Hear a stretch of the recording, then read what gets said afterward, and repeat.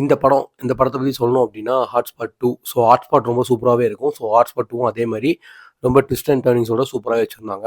So படம் ஆரம்பிக்கும்போதே என்ன அப்டின்னா, ஃபர்ஸ்ட் பார்ட் எல்லாரும் மறந்துருப்பாங்கன்னு சொல்லிட்டு அதோட சின்ன சின்ன லைட் கிளிப்ப போட்டு தான் செகண்ட் பார்ட் ஆரம்பிப்பாங்க.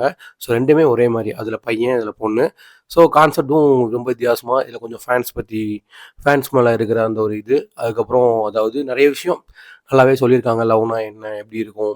ஸோ நெறையா சூப்பராவே பண்ணியிருக்காங்க. நெறைய ஃபன் கன்டென்ட் இருக்கு. அண்ட் தம்பி ராமையா அவரோட ஒரு ஆக்டிங் இது வந்து எனக்கு ரொம்ப ரொம்ப ஸ்பெஷலாவே எனக்கு பிடிச்சிருந்துச்சு.